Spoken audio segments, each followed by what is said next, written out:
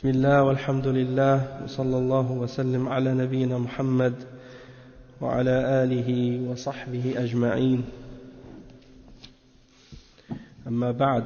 On commence aujourd'hui le cours numéro 11 dans Kitab al-Tawhid, le sharh de Cheikh bin Baz, Abdullah Aziz ibn Baz, rahimahullah. On était en train d'expliquer le chapitre Bab Tafsir al-Tawhid wa Shahadati an la ilaha illallah, c'est-à-dire le chapitre au sujet de la signification ou l'explication du Tawhid et de sa signification, la signification de la ilaha illallah. Puis on a mentionné les hadiths et les versets que le cheikh a mentionné, le cheikh Mohammed ibn Abdul Wahhab. On a mentionné plusieurs versets, on les a expliqués. Ulaika alladhina yad'una yabtaghuna ila rabbihimul wasilata ayyuhum aqrab. وإذ قال إبراهيم لأبيه وقومه إنني براء مما تعبدون إلا الذي فطرني. Et l'autre verset, اتخذوا أحبارهم ورهبانهم أربابا من دون الله ومن الناس من يتخذ من دون الله أندادا يحبونهم كحب الله. Et le hadith du prophète صلى الله عليه وسلم من قال لا إله إلا الله وكفر بما يعبد من دون الله حرم ماله ودمه وحسابه على الله.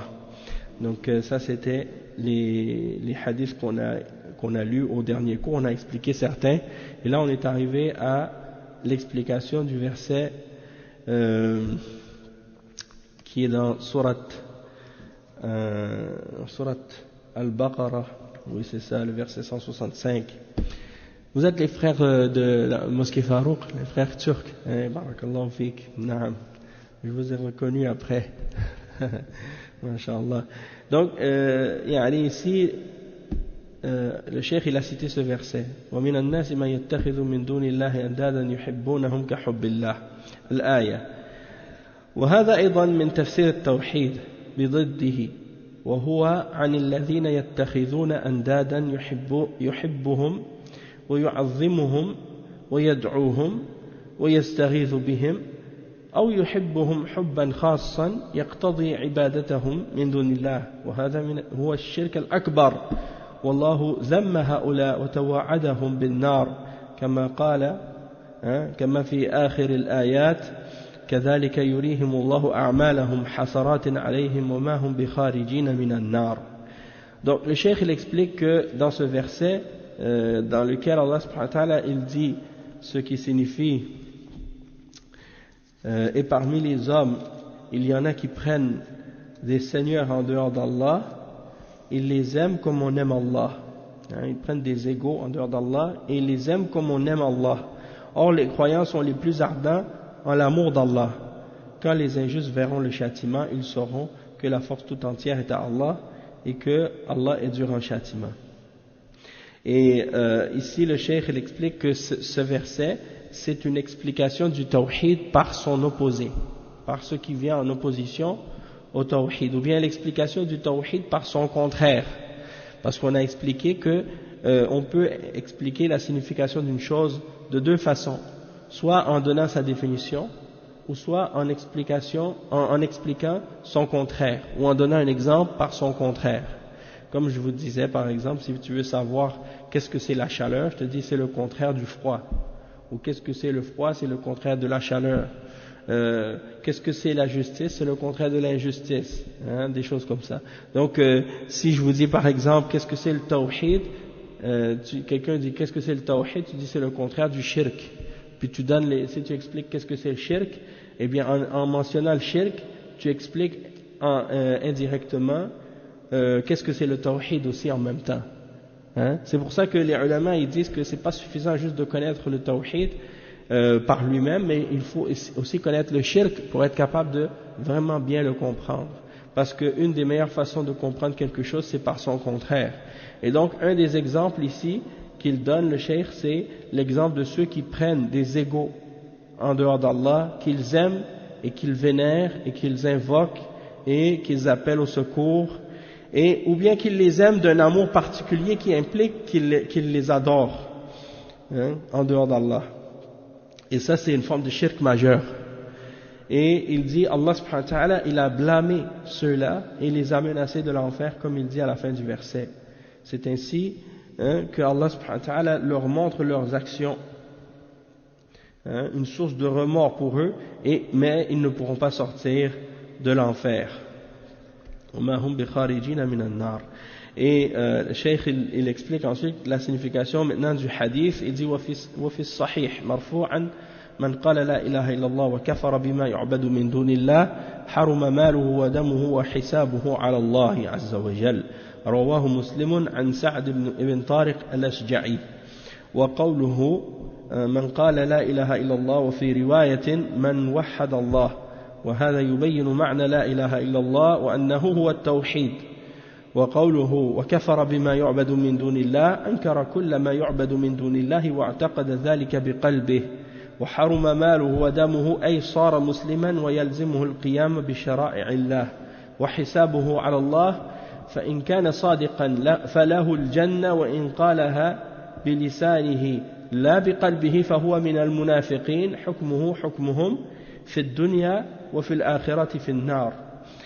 انتهى كلامه. Donc le cheikh il dit que dans le Sahih, le prophète sallallahu alayhi wa sallam il dit celui qui dit la ilaha illallah, c'est-à-dire que rien ne mérite d'être adoré excepté Allah, et qui a renié tout ce qui est adoré en dehors d'Allah.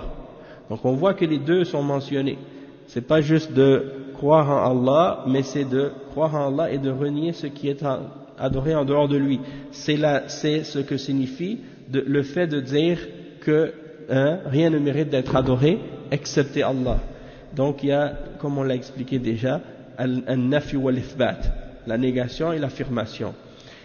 Donc celui qui dit la ilaha illallah et qui renie tout ce qui est adoré en dehors d'Allah, c'est bien sa vie, son sang, ou ses biens ou son sang sont sacrés, sont devenus sacrés, sont devenus protégés, interdits. Et son jugement incombe à Allah, c'est Allah qui va le juger. Et ça c'est rapporté par Muslim selon Sa'd ibn Tariq al-Ashja'i, et il explique maintenant partie par partie les différentes phrases de ce hadith. Donc il dit par exemple quand le prophète sallallahu alayhi wa sallam dit celui qui dit la ilaha illallah, et dans une autre narration man wahhad Allah, dans cette version il a dit quiconque dit la ilaha illallah. Dans une autre narration il dit man wahhad Allah, c'est-à-dire quiconque a unifié Allah, c'est-à-dire qu'il a établi le tawhid d'Allah.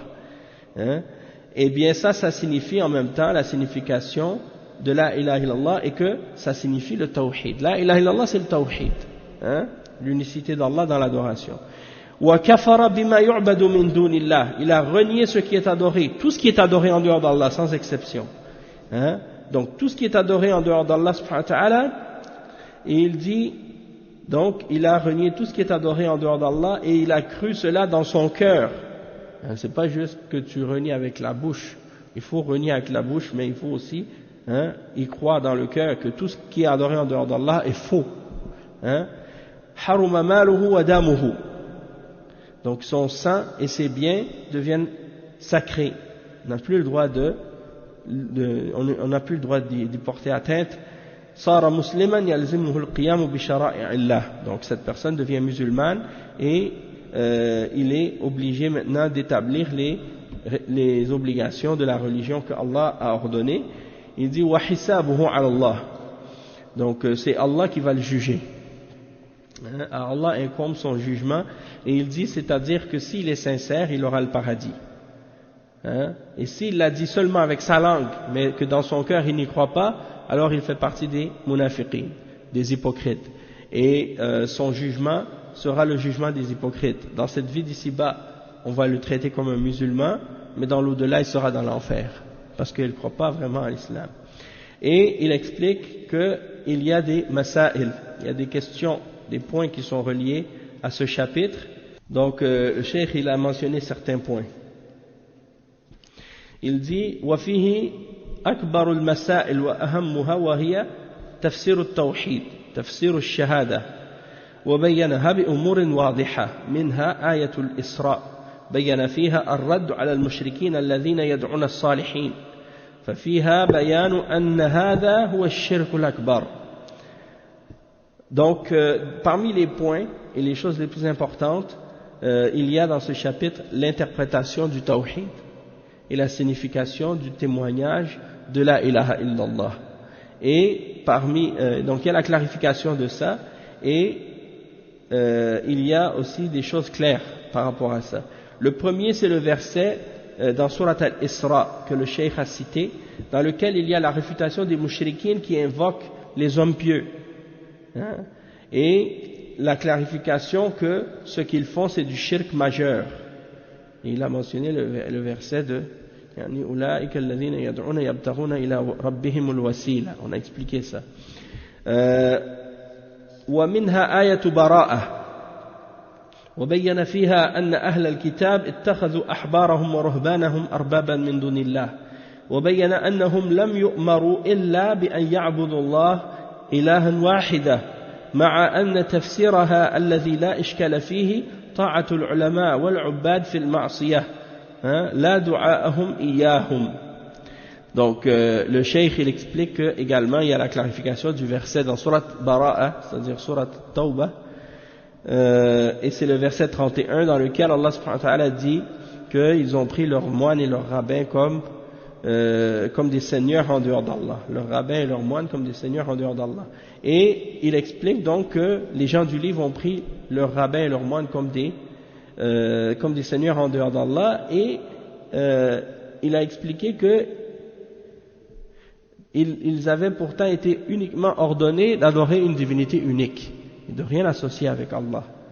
Et il explique que l'interprétation de la ilaha illallah, sur laquelle il n'y a aucune complication, aucune difficulté, c'est que l'obéissance des ulama et des hommes pieux dans le péché, si tu les obéis dans le péché, alors que tu sais que qu'est-ce qu'ils ordonnent c'est contraire à la religion, c'est une forme de shirk, parce que tu rends halal ce qui est haram et tu rends haram ce qui est halal, ou bien tu crois en celui qui rend halal ce qui est haram ou en celui qui rend haram ce qui est halal et tu acceptes son jugement avec connaissance. Alors ça veut dire que tu les as adorés en dehors d'Allah. C'est une forme de shirk.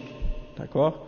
Et donc, même si tu ne les as pas invoqués, tu n'as pas fait des du'a pour eux, mais le fait de croire que quand ils rendent halal ce qui est haram, toi tu l'acceptes, et quand ils rendent haram ce qui est halal, toi tu l'acceptes, ça c'est comme si tu avais accepté ces créatures-là, ces personnes-là comme des législateurs en dehors d'Allah. Et on a dit que de légiférer, c'est un droit exclusif d'Allah. Il n'y a personne qui peut rendre halal ce qui est haram ou rendre haram ce qui est halal. Il n'y a personne qui peut changer la législation d'Allah. Et celui qui accepte ça, il a légiféré en dehors d'Allah. Et il a accepté des législateurs en dehors d'Allah. Et ça, c'est du shirk. C'est du kufr.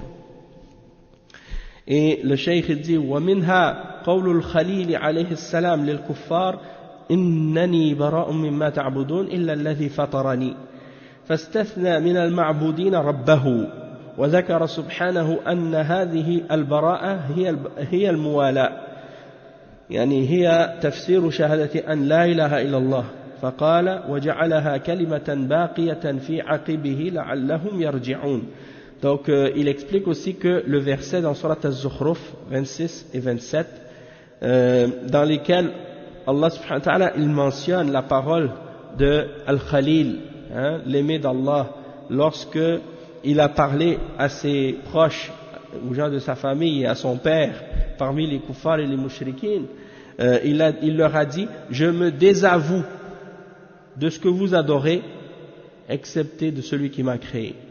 Donc il a extrait ou exclu toutes les choses qui sont adorées par son peuple, excepté son Seigneur. Parce que le peuple d'Ibrahim, c'était des mouchrikines, ils adoraient des statues, ils adoraient des étoiles, ils adoraient les astres, mais ils adoraient aussi Allah. Ils adoraient aussi Allah parmi leurs divinités, ils adoraient Allah, ils adoraient d'autres que Allah. Donc Ibrahim alayhi salam il dit je me désavoue de tout ce que vous adorez excepté de mon Seigneur. Excepté d'Allah subhanahu wa ta'ala. Et le cheikh il dit ça en même temps, c'est l'explication aussi du désaveu, le fait de se désavouer des mouchriquins et de ce qu'ils adorent.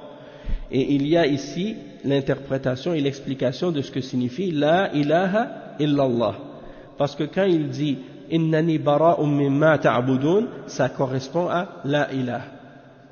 Illa alladhi fatarani, ça correspond à illallah, l'affirmation, comme tu dis. Donc Allah subhanahu wa ta'ala il dit وَجَعَلَهَا كَلِمَةً بَاقِيَةً فِي عَقِبِهِ لَعَلَّهُمْ يَرْجِعُونَ. Et Allah subhanahu wa ta'ala il dit nous en avons fait une parole qui reste, qui est permanente dans sa progéniture, pour qu'il puisse revenir. Donc la parole du tawhid, c'est la parole qui reste. Et il dit وَمِنْهَا آيَةُ الْبَقَرَةِ فِي الْكُفَّارِ الَّذِينَ قَالَ اللَّهُ فِيهِمْ وَمَا هُمْ بِخَارِجِينَ مِنَ النَّارِ. Donc ça c'est le verset dans Surat Al-Baqarah qu'on a lu dans le verset 165 tantôt. وَمِنَ النَّاسِ مَنْ يَتَّخِذُ مِنْ دُونِ اللَّهِ أَنْدَادًا يُحِبُّونَهُمْ كَحُبِّ اللَّهِ وَالَّذِينَ آمَنُوا أَشَدُّ حُبًّا لِلَّهِ, et qui termine à la fin les versets suivants par وَمَا هُمْ بِخَارِجِينَ مِنَ النَّارِ.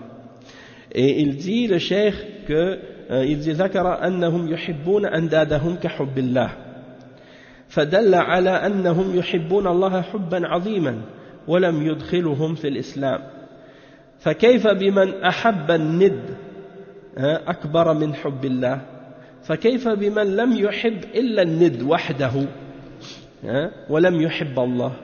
Donc le cheikh il dit dans ce verset Allah subhanahu wa ta'ala mentionne que les mouchriquins ils aiment leurs égos, les égos qu'ils donnent à Allah comme ils aiment Allah. Et donc ça indique qu'ils aiment Allah d'un amour immense. Ils aiment Allah d'un amour immense, mais ça ne les a pas fait rentrer dans l'islam malgré tout.